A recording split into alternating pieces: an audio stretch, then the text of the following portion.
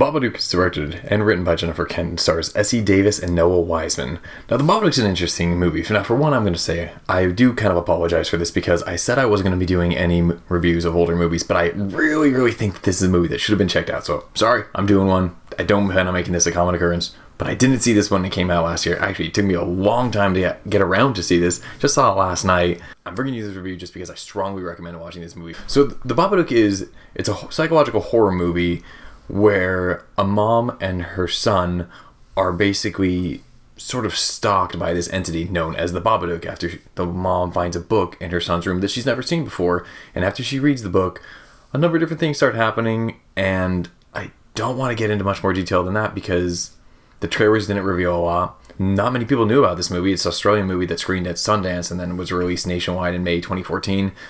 And that's it. Yeah, it wasn't a very recognized movie. It's not very well known, but I really think people should be looking at this. This really isn't a traditional horror movie. If you're looking for the traditional scares, the jump scares, the gratuitous violence, the mass killer, this isn't that kind of a movie. This is a very intelligent, very smart psychological thriller that uses a lot of different thematic elements in order to get its point across. It is still a scary movie in a lot of ways. It is still a terrifying movie. It's just not in the traditional ways you would expect with dramatic music and someone chasing you. It's not that kind of movie. There are those elements to it, but this is dealing with real, actual horror about the actual fear and terror and paranoia that people feel masked under the guise of a horror movie. That is not to say that this is not an enjoyable experience and that it's not terrifying in its own way, or that it doesn't leave you with a kind of scary, sick feeling afterwards, because in a way it does, but it's just done so well. It's directed so well. It's acted so well. Essie Davis is, oh my gosh, this is the kind of thing where, unfortunately, for the Oscars and just a lot of different award shows in general,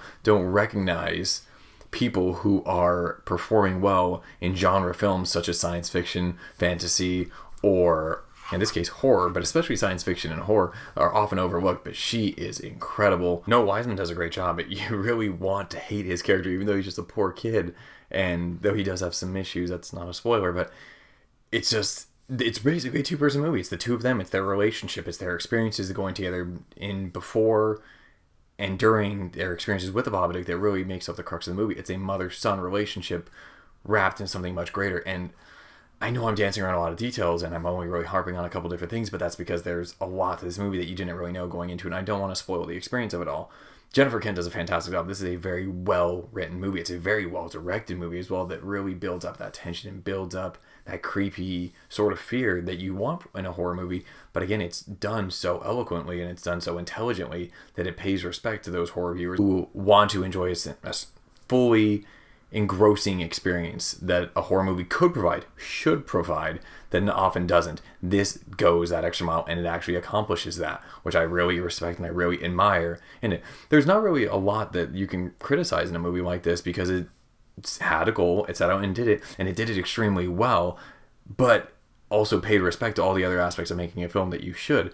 My only gripe is there is a little fat that could have been trimmed, and now it does add to the overall thematic experience of falling into, this despair that the characters go through. But there could have been some fat trimmed along the way. There are some throwaway scenes when you look back on it that could have been, this could have been cut, that could have been cut. In the second half of the film, there are some parts that do fall into the typical horror cliches that don't feel like they fit the rest of the movie as well, given the serious tone. This isn't to say it gets comical, but there's just some thematic elements that were used that do feel a little out of place given the rest of the movie. But I still love the heck out of this movie. This was such a well-done horror movie.